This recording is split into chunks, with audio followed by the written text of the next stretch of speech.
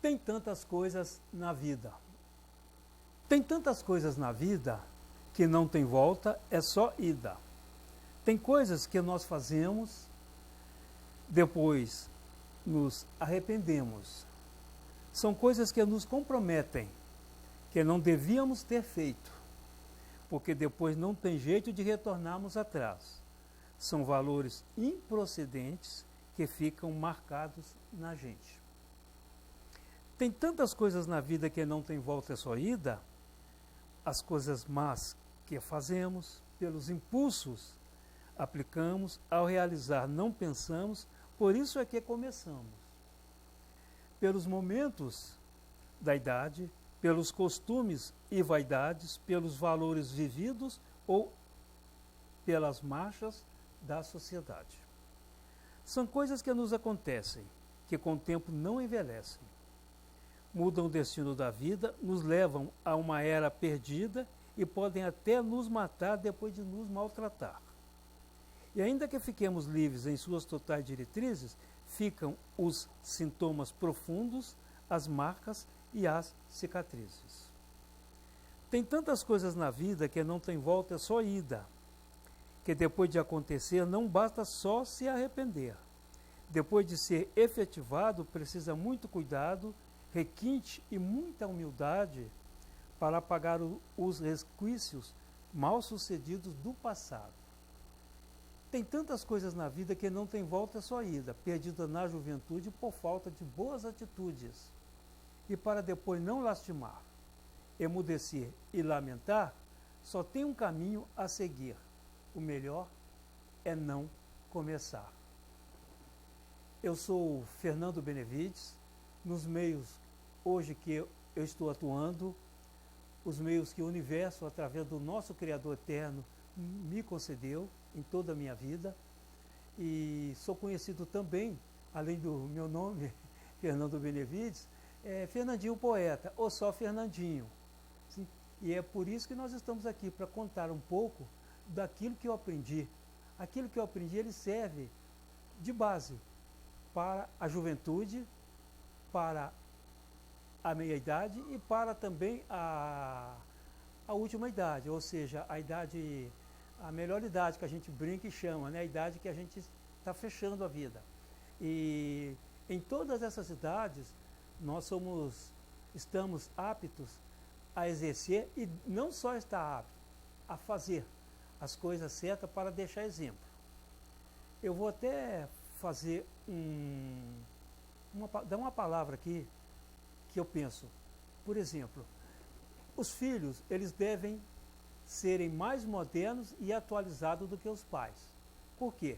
Porque os pais tinham que ter sido, ou deviam ter sido mais atualizados que os avós. Para quê? Para passar para o filho. Porque esse texto aqui, Tem Tantas Coisas na Vida, foi uma crônica poética que eu desenvolvi através da minha vivência. E essa crônica é interessante. Quando a gente faz aquela meditação, igual diz, até está nas escrituras sagradas, dizem assim: examine-se a si mesmo o homem. E nós, quando estamos jovens, na idade, na primeira idade, ali na juventude, nós temos aquele impulso, aquela adrenalina forte, aqueles impulsos, e nós ainda não temos a experiência suficiente. Elas deverão ser adquiridas com o amadurecimento que os pais tiveram nas suas vidas também jovem, e passar para as pessoas que estão ali sequenciando, que são os descendentes. Eles buscam dos ascendentes, trazem os descendentes, e os descendentes, e assim vai caminhando a humanidade, sempre progressiva. Agora, o que acontece é que não são todos que estão assim. Tem pais que não adquirem, não conseguem entender o que está fazendo aqui, não sabe quem ele é, não sabe o porquê ele está aqui, e não sabe porquê, para onde ele vai, e não sabe a sua função assim, no corpo. Porque nós somos um corpo perfeito, que o nosso mentor é o cabeça. E cada um de nós tem uma função efetiva, uma função de vida para fazer. E essa vida, ela nos vem trazendo as experiências necessárias para que nós possamos estar desenvolvendo uma sociedade justa, uma sociedade sábia e uma sociedade mais condizente com as atualidades, com os momentos atuais, os momentos contemporâneos. E o que acontece? E às vezes a gente não sabe. Então, através dessa experiência é que a gente continua sendo pessoas de boa qualidade, de bom nível de consciência humana, e vamos fazendo um mundo mais justo, um mundo mais execuível para se viver. E vamos também cumprindo a nossa missão aqui na Terra, que esse cumprimento aqui, esse que nós estamos aqui é para provações, né? De provações, muitas provações, também para aprendizado. E nós temos que aprender esse período que nós vivemos aqui. Esse corpo que nós adquirimos, esse corpo que o Criador nos deu, esse corpo perfeito, mas tão perfeito que se formos estudar sobre isso, nós não conseguimos saber porque ele é tão perfeito assim. Nós sabemos do que contribui, o que constrói, a ciência faz, mas não sabemos por que aconteceu. Porque isso são dádivas do Criador, do nosso Criador eterno. E nós temos que saber, precisamos saber mesmo do que acontece. E jovem nós não conseguimos saber. Então a minha vida foi sempre pautada em pensar, que é uma outra coisa também, que cada vez que passa, as coisas vão modernizando, vão ficando mais fácil o manuseio, então as pessoas também não gostam de pensar. As pessoas quer o prático e objetivo. Não gosta de muitas palavras, não gosta de muito debates e gosta só de fazer aquilo que realmente é o crucial, aquilo que é a resposta exata. E isso inviabiliza um pouco, ou bastante, pois a nossa vida é uma vida sequencial. Nós somos todos necessitados uns dos outros. E eu até faço uma ressalva aqui, rapidamente, sobre um poema que o Gregório Matos fez, claro, há muitos séculos, né, há muitos anos. O Gregório Matos diz que esse poema é sobre o todo e a parte, a diferença que tem. Ele diz que o todo sem a parte não é todo, e que a parte com o todo não é parte, mas se a parte quiser fazer o todo sem a parte, não diga que é parte sendo o todo. Olha, a filosofia, a mensagem dessas palavras, para mim, é um dos poemas mais assertivos que tem em dizer o que é uma vida em sociedade. Ninguém é só. Ninguém consegue tudo sozinho. Ninguém é tudo que ele quer, tudo que ele pensa. Nós dependemos, nós somos seres que dependemos uns dos outros eternamente. Nós dependemos para se viver. Por quê? Nós somos um corpo. Vamos dar um exemplo. Um carro, por exemplo. A roda, vamos dizer que a roda ali seja os nossos pés. Os pneus, os sapatos. Vamos ver que nós temos ali o eixo, nós temos ali o volante, nós temos ali o painel de controle, nós temos os faróis, e vamos comparando tudo aquilo condizente com o corpo humano. Então, há um ditado interessante que a gente vem a entender por que esse ditado surgiu. Fulano está falando pelos cotovelos. Ora, é claro, o cotovelo não foi feito para falar. Foi feito para falar, foi a nossa boca. É o nosso linguajar, é o nosso mistério que nós temos do sentido da fala. Então, se o corpo, se o cotovelo quiser falar, ele não vai falar. Então, nós temos que entender, basicamente, na nossa existência aqui nessa vida secular, o que é a nossa missão, o que nós somos, quem somos e para onde vamos, e também onde estamos. Agora, quem somos seria o princípio da vida quando nós nos entendemos por gente. Tudo tem uma sequência. Nós começamos nos primeiros idade de estudo, no jardim, nos primeiros aprendizados, vamos paulatinamente crescendo e vamos adquirir. Agora, nós precisamos de aprender e pesquisar. Por que nós aprendemos aquilo? Para não ficar assim, coisas que a gente aprende nos estudos técnicos, nos estudos científicos, e passa muitos anos nós não sabemos por que aquilo serve. Nós não sabemos de maneira alguma. E vamos aprender algumas práticas, matemática, algumas coisas, por que que a gente aprende tanto aquilo que não vamos usar? Mas um dia nós vamos usar. E então a gente aprende. Mas também acontece da gente passar desta vida e não aprender. É isso que acontece. Então o que aconteceu comigo? Eu vou falar agora um pouco de mim. Eu sou um arrimo de família, o filho mais velho, e tive que aprender. O filho mais velho é aquele filho que o pai passa todos os exemplos para ele. E ele pega assim uma carga um pouco mais forte do que os demais. Eu digo até que o filho mais velho, ele pega uma instrução do pai até um pouco mais rigorosa. Um pouco mais que o pai joga aquilo que ele tem desejo de ser, aquela vontade, não vou dizer frustração não, aquele desejo, que pode ser também frustração, que ele não teve, passa para os filhos. Mas aí os pais às vezes não sabem que os filhos têm a sua própria missão, têm as suas próprias vidas. Nós estamos aqui para ensiná-los até eles ganhar voo. A vida é uma coisa só, a vida não tem mistério, é só meditar na vida como ela é. Quando os animais nos dão os exemplos, nós temos vários exemplos das coisas, das plantas, dos animais, e a gente não medita nisso aí, a gente não consegue pensar. A gente pula degrau por degrau e acha que sabe. Então a gente fica pessoas mal formadas e pessoas mal resolvidas na vida.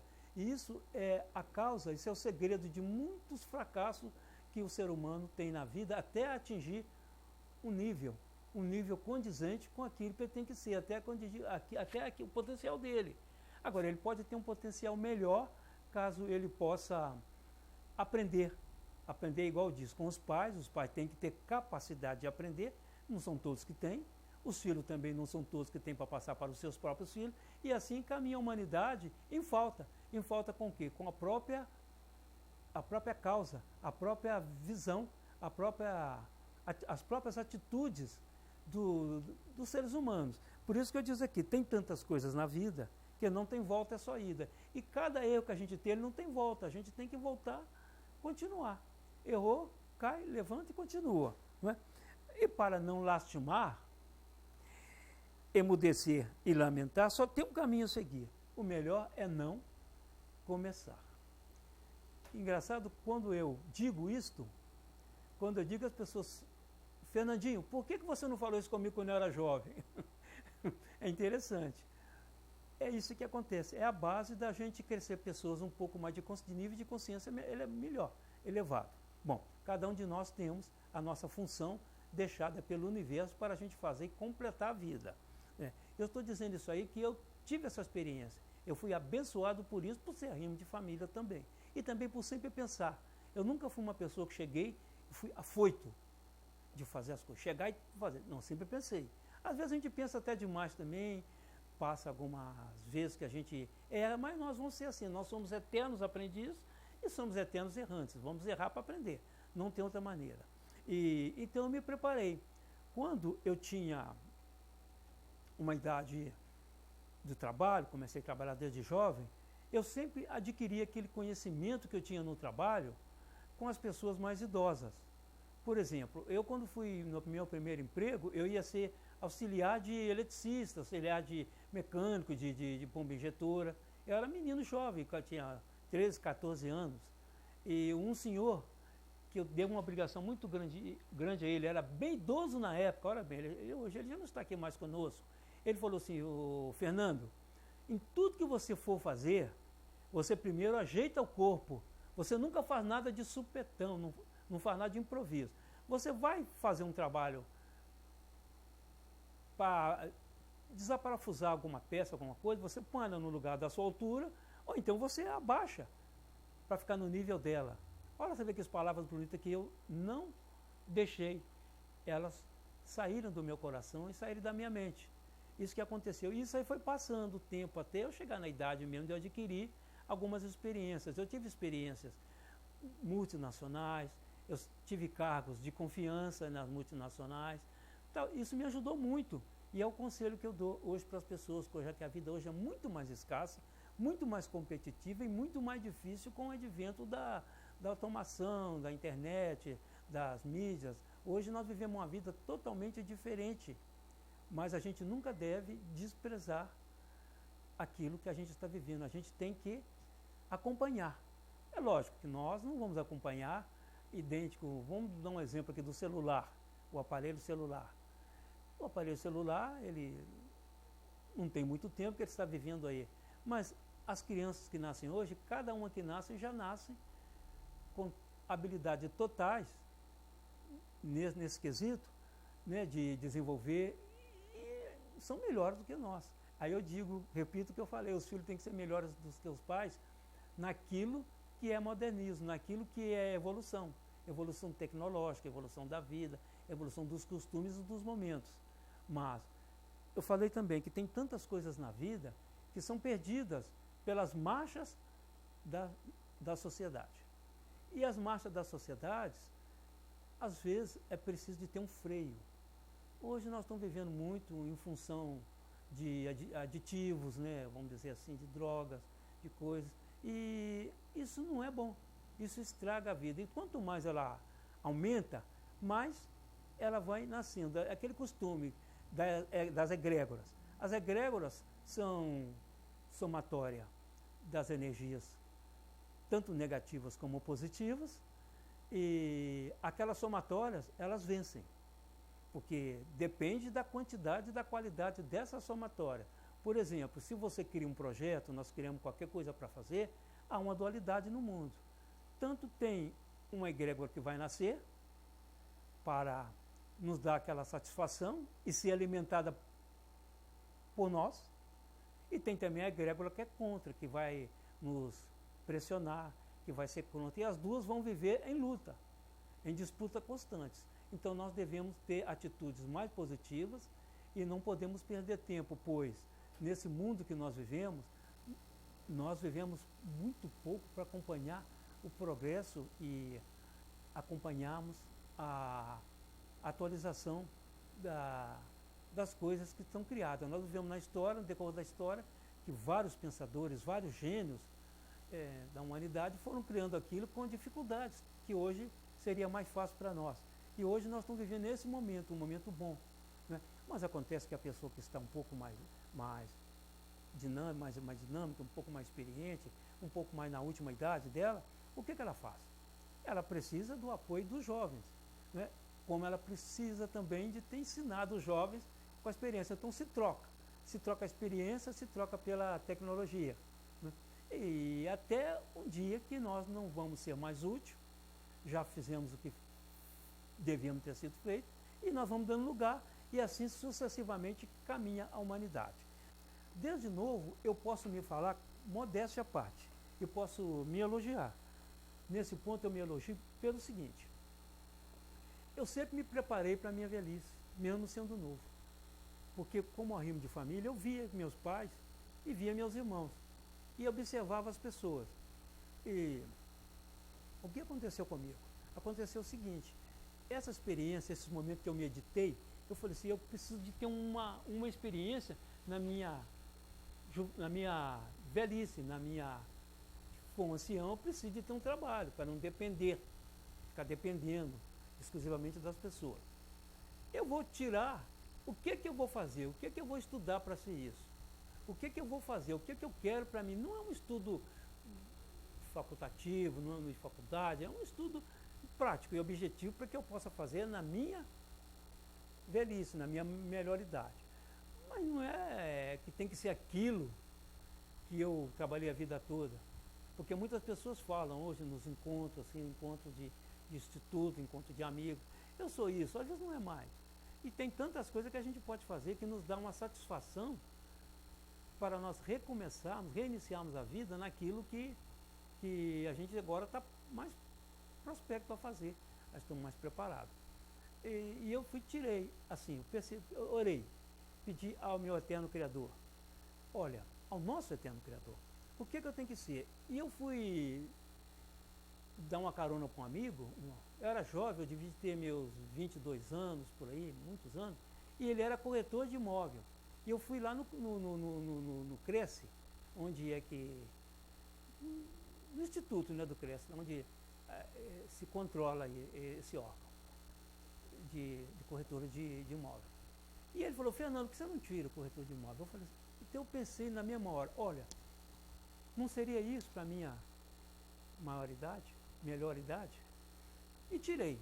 Bom, e tenho ele até hoje, mas eu nunca exerci a função, por quê? Porque não foi condizente com aquilo que eu gostava, com aquilo que estava para mim. Eu já tinha trabalhado, já tinha passado a minha fase como metalúrgico, né, industrial, e aquilo já tinha passado, então eu não queria ter mais aqueles trabalhos, eu queria ter uma coisa mais prática e objetiva, condizente com a minha própria situação. E eu fiquei naquela dúvida. Foi quando eu disse que me surgiu a bioarte, que a bioarte ela me levou. Eu não vou dizer aqui o que ela me levou, não, mas ela me fez meditar. Quando o nosso professor deu uma palavra sobre a atenção e o tempo, ele achava que a atenção e o tempo são duas palavras que não pode separar. Que para cada caso precisa de uma atenção e de um tempo. Para cada pessoa, para cada coisa, para cada ser humano, para cada faixa etária, precisa de uma atenção. E eu fui tirar a prova. Por quê? Porque não adianta você aprender e ver. Mas não sabe para quê, não vai adiantar nada. Aí, então cheguei perto eu fiz uma prova, uma pesquisa. Eu fui a um vendedor ambulante e queria comprar umas meias. E ia comprar. Preparei o dinheiro para pagar para ele. Perguntei, foi até uma jovem, muito educada. Eu disse assim para ela, pode fazer uma pergunta enquanto eu vejo umas meias aqui? Você me dá essa atenção? Ela falou, sim senhor, pode fazer. E nesse momento, passou uma pessoa, ela me interrompeu, vem pegar meia aqui. E foi assim, eu querendo falar com ela e ela não deixava. Aí eu falei, realmente. Eu falei, olha, você bem, você não me deu atenção. Ela falou, mas eu tenho que vender, moça. Eu falei assim, você não sabe se eu vou te comprar. Bom, olha como é que é interessante a vida. Esse caso. Como é que esse caso é um caso de experiência impressionante para a gente estar meditando, principalmente as pessoas mais jovens. E no final eu agradeci, ela entendeu, não sei se entendeu, acredito que sim. Que às vezes a pessoa não entende na hora, mas leva para a vida toda. E eu comprei mais do que ela vendia no dia todo. Tá vendo? Ela tinha me dado o tempo, mas ela não tinha me dado a atenção suficiente. Então eu comecei a aprender e estava com a vida um pouco assim desestruturada, sem saber o que fazer, um pouco perdido naquele momento que a gente está assim entre uma parte e outra, entre um encontro e outro. E então eu comecei. Então eu me preparei. Bom, para trabalhar no imóvel não seria uma pessoa ideal. Eu vi que não dava. Então eu comecei a escrever. Esse professor da bioarte, ele me deu um livro para decifrar. E desse livro eu fiz uma sinopse dele que ficou tão boa, só que eu não coloquei em prática. Por quê? Porque tem direitos autorais, eu tenho que perguntar. Mas ele não ficou assim, não pus. Mas ele ficou bom demais. Eu não estou dizendo que eu falei que ele ficou bom. As pessoas também, eu faço pesquisa e as pessoas conseguem me informar aquilo que acontece. E aquelas palavras eu vou pegando aquelas importantes e aquelas que tem aquela coisa para correção, a gente vai fazendo. E é assim que é a vida. E por ironia do destino, nesse mesmo momento eu cheguei um dia em casa e tinha um pesquisador, que são esses coletores de informações de opinião pública, para pesquisa de opinião pública. E perguntou se eu podia dar uma entrevista para ele. Vocês podem ver como as coisas vão se encaminhando perfeitamente. E eu fiz essa pesquisa para ele e falei assim, meu Deus, eu podia fazer essa pesquisa que eu vou aprender mais. Primeiro porque eu viajo todos os estados do Brasil. Se eu fizer um tempo lá necessário, atenção e o tempo. E uma programação necessária, aí o tempo. E eu encaminhei, já tinha experiência em multinacionais, já sabia escrever, falar bem, escrever relatórios profissionais, técnicos. E foi muito bom para a empresa, e foi muito bom para mim. Eu viajei até desenvolver todos os estados brasileiros e as regiões. Quer dizer, eu fui de Rondônia até... Rondônia não, fui lá do Roraima, né, e Boa Vista e aquelas cidades mais litorâneas, quase nas Guianas, e fui até também na fronteira no último nosso estado no sul, que é o Rio Grande do Sul, com o Uruguai. Eu fui também na Serra não sei se é Serra do Canta, esqueço o nome, não me lembro, são muitas coisas. Eu fui na nascente do Rio Moa, acho que é a Serra do Cantagalo, que é na fronteira da Bolívia ali com o Peru, no estado do Acre, e fui também no Pontal Seixas, que é na Paraíba. Então eu fui nos extremos, tanto horizontal como vertical. E ali eu fui colhendo dados de como é a região, como são as pessoas, como são as coisas, para escrever. E nesse momento eu comecei a escrever. Sempre vinha uma ideia, sempre vinha uma coisa, eu ia fazendo um pormenor. Eu falei, gente, agora eu vou parar e vou dedicar minha vida a isso. Que é isso que eu me sinto satisfeito de fazer, eu sinto uma satisfação muito grande. Eu estou deixando um legado aqui para que a nossa missão é essa, deixar bons exemplos. Mas fui acometido de uma infelicidade. A infelicidade foi que eu tinha tido falência total dos rins. Mas, ao mesmo tempo, eu tinha passado por todas aquelas experiências, aqueles projetos que eu devia fazer para ficar um pouco mais consciente da vida e conhecer mais pessoas, eu já tinha feito. Então, ali eu tive um baque muito grande, porque eu comecei, o primeiro sintoma que deu foi as vistas. Eu fiquei 1 mês e meio sem poder enxergar, via só vulto. E ali eu me desesperei, porque você vê uma pessoa que está acostumada a andar, uma pessoa dinâmica, uma pessoa que tem uma energia impressionante, tem que parar porque não enxerga e pior, que está escrevendo. E eu já tinha feito ali um total de 250, 280 textos poéticos, tudo do cotidiano e de exemplos para a gente. Aí eu falei, agora o que vai acontecer de mim? O que vai ser de mim?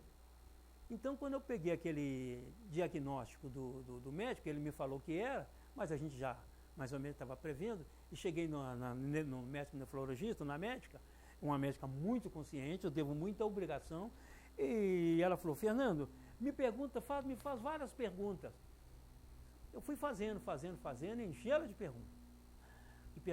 E ela falou assim, não, você não vai poder fazer isso mais, mas tem um caso aqui que a gente pode melhorar. Em vez de você fazer aquilo que você está me falando, que é um pavor que você tem de colocar uma fístula no braço e os braços depois ficarem todos com depressões, né, que fica aqui no período que você vai usar, que tem que fazer a famosa hemodiálise, e você pode fazer em casa, que chama diálise peritoneal. Você mesmo cuida. E outra coisa também, eu soube cuidar. E tem muitas pessoas, principalmente idosas, que não sabem cuidar. Preciso de pessoas para ajudar e preferem ir no hospital 3 vezes por semana, ficar ali à disposição, 4 horas. E eu não. Eu tinha que acabar meus estudos, acabar minhas poesias, acabar meus temas, meus poemas. Que aí tinha começado a surgir pessoas me pedindo para escrever, para fazer texto de palestras. E então o que eu fiz? Eu fiz a peritoneal em casa, que a gente faz mesmo em casa, usei todos os equipamentos, que a gente não vai falar aqui para tomar muito tempo, as pessoas que tiverem interesse estudam o que são diálises, tanto a hemodiálise como a peritoneal, e ali eu troquei meu dia pela noite. Eu dormia de dia e de noite eu fazia a hemodiálise. Porque fazer hemodiálise de dia é muito difícil. Eram 9 horas e 20 minutos por dia ligado a uma máquina em casa. Então era muito desconfortável. E à noite não, à noite eu estava mais tranquilo, não tinha barulho, eu estava sossegado, sozinho ali, fiz um quarto só para isso. E fui fazendo, eu falei, meu Deus, eu preciso de superar. Eu preciso de superar porque eu fiz tantas coisas, preparei tanto, mas aí que eu vi que a gente, de um limão, pode fazer uma limonada. Então eu comecei a preocupar com a doença, e eu vou abrir um parênteses aqui, não falando de religião, falando de quem acredita no universo e acredita nas coisas que são mandadas para nós. Olha, em 1998, no século passado, eu sempre gostava eu pregava, fazia palestras, e pregava nas igrejas evangélicas, e ia fazer uma pregação num bairro, na cidade que eu morava. E ali eu fui a pé, que eu sempre gostei de andar a pé. E na volta passou um ônibus no ponto que eu tinha que pegar. O irmão falou assim, ô Fernando, pega o ônibus e vai. Eu falei, não, eu quero ir a pé. E eu andei uns 50 metros a pé. Mas o ônibus parou e o motorista foi trocar a moedinha ali naqueles espetinhos, aquelas pessoas. Antes era assim, hoje não usa mais nas máquinas. Né? E foi trocar. Enquanto ele saiu, eu pensei, mas será que ele está me esperando? Será que eu tenho que pegar? Será que o universo está mandando isso para mim? Eu vou entrar no ônibus, entrei. Gente, chegando na praça, entrou um passageiro, um senhor gentil, de gentil aparência, idoso, com uma pasta, sentou ao meu lado, veja bem, e o ônibus estava vazio. E falou comigo assim, olha, eu tenho um recado para você. Antes de tudo, eu vou te falar que eu tive um problema renal que me durou 3 anos para ele ser curado. E desceu 2 pontos depois ali, nem 1 quilômetro, nem 500 metros. Eu falei assim, meu Deus, que coisa absurda. E eu fiquei olhando para ele e eu tive um impacto emocional. Eu desci até a minha proximidade na minha casa e cheguei em casa preocupado com aquilo. E realmente a minha vida mudou. Ela mudou toda, eu tive que mudar de cidade, eu entrei numa situação apertada, uma situação financeira apertada demais, eu tive que mudar, dispor de alguns bens que eu tinha adquirido na fase financeira melhor, inclusive na idade mais próspera, idade ativa, né? Então, a minha vida mudou. Ele falou que minha vida mudou. E um dia, meditando nisso, eu falei, será que ele me rogou praga? Mas não foi. Ele me antecipou o que tinha que acontecer comigo. Então me preparei. Me preparei para isso e sempre esperando o pior. E veio o pior. Mas sempre lutando. Nunca desanimei de fazer meus projetos, fazer meus trabalhos, fazer minhas coisas. E veio. E quando veio isso aí, eu recebi com tanto carinho, mas na hora eu tive um impacto quando a médica falou comigo. Ela disse assim aqui, ó, Fernando, me pergunta tudo. Eu não perguntei. Então a psicóloga disse assim, escreva sobre isso para você. Então eu saí dali, fui para casa, sem desanimar, sem desesperar, tranquilo, que eu não me abato com essas coisas. Né? Eu sinto para mim, eu não explodo e fico seguro aquilo. Então eu sentei e comecei a pegar um papel, um rascunho e fui escrevendo. Então eu falei assim, ela me deu a sugestão, superação. Poxa, eu falei, mas não superei ainda. Ela falou, mas você vai superar. Você antecipa-se. Aí eu pensei assim, qual que aquele senhor me antecipou na profecia dele que eu ia sofrer, que ele falou dos rins, não falou que eu ia ter, mas a gente liga os fatos. Eu também tinha que escrever superação, que eu ia superar. Eu podia superar. Aí eu escrevi desse jeito, superação 1. Eu vou até ler aqui, então, deixa eu virar um pouco, para ver melhor. Ó, superação A1. Com o inesperado chegado, o momento de superação, para elevar-me no espaço, revertendo a situação, o que parecia normal tornou tão desigual. A água vazou, do cano escoou, minha vida mudou, meu tempo chegou. Olha o que a gente pensa. Os sonhos das minhas vaidades, as recordações da minha mocidade, nos jardins floridos das minhas validades, romperam-se nesta amarga e dura realidade. O inesperado chegou de estalo, como uma flor que desabrochou e no gelado orvalho estagnou. O sol, de repente, esfriou na estação do verão que o inverno levou. E com este impacto, o ar me sufocou. Já teve seus dias arejados, prósperos e abençoados. Quando a notícia a mim chegou, minha mão tremulou. Quando a pasta pesou, meus projetos caíram no chão das minhas trêmulas mãos. Os meus olhos se abriram, meus ouvidos ouviram um hino de dor, um louvor de desamor. Mas Se cheguei até aqui, não dá mais para fugir. Não preciso correr, mas eu posso escolher. Foi chegada a sentença em minha sã consciência. Se não der um passo adiante, serei um eterno coadjuvante. Devo prosseguir, sabendo até onde posso ir, neste mundo criativo muito mais que descritivo, revertendo minha tristeza com muito mais sutileza, com muita fé, com mais amor e mais carinho e mais valor, para continuar a minha história de muita luz, de muitas glórias em busca da minha vitória. Gente, eu escrevi e achei interessante. Eu falei, vou pôr em prática a partir deste momento. E aí comecei os procedimentos, comecei os tratamentos, a diálise peritoneal, comecei todos aqueles procedimentos que a gente tem que fazer, que são várias etapas, né? Tem vários projetos que tem de pessoas que estão com esse incômodo. E ali eu fui tendo uma amizade muito interessante, com muito respeito, com todas as enfermeiras, que eu falei, agora eu estou na mão do Criador, né? Mas para que as enfermeiras existem ali? Para que os médicos existem, a ciência? É para isso. Então eu tenho que ser amigo deles, que eu preciso deles. Eu tenho que ser, agora, amigos deles, eu tenho que ser obediente a eles, eu tenho que ser uma criança na mão deles. Isso é aquela parte da vida que a gente não pensa nela. E eu falei, eu vou melhorar, não vou parar, fiz tudo isso, continuei a mesma vida, é lógico, com os devidos cuidados e também com menos mobilização. Até que num belo dia, eu com a idade que eu já estava, a pessoa tinha que estar muito bem para fazer o exame, tem que bater tudo, não é qualquer um que pode fazer, tem pessoas que ficam ali a vida toda e nunca fazem o transplante.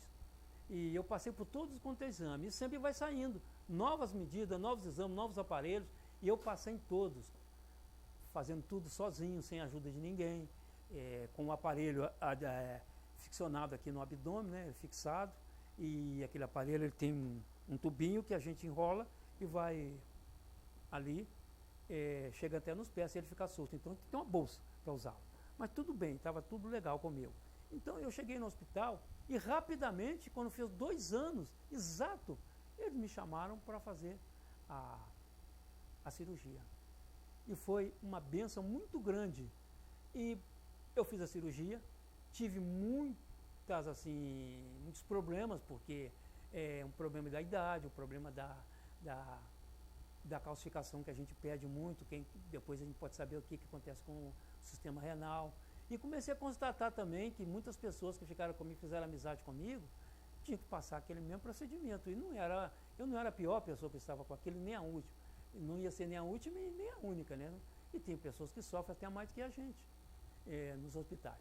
E ali a enfermeira falou, Fernando, escreve para mim superação. E eu já tinha feito um. Eu falei, engraçado, eu fiz um quando a doença chegou, que minhas pastas caíram das minhas trêmulas mãos. Então, ela pediu a segunda parte do poema, que eu não vou falar aqui, que a gente vai expandir muito tempo, mas que complementava esse milagre. Para mim foi um milagre.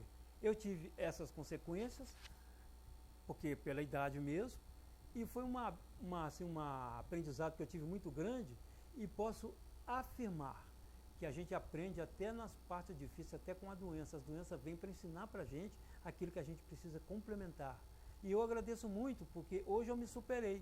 Voltei ao meu trabalho, voltei os cuidados especiais, mudei a alimentação, exercício eu tenho que fazer, mas eu estou dando continuação à vida e hoje eu tornei-me um conselheiro da BioArte e eu faço esse conselho, dou esses conselhos, eu faço algumas palestras condizentes com isso e eu agradeço ao Eterno Criador, ao nosso Deus Criador, agradeço a ciência, agradeço aos médicos, agradeço aos amigos e agradeço a todo mundo. Eu tornei-me uma pessoa mais grata e tornei-me uma pessoa feliz, mais compreensiva para saber o momento de falar, o momento de calar, o momento de escutar, o momento de ouvir, o momento de ser chamado a atenção e o momento também de chamar a atenção.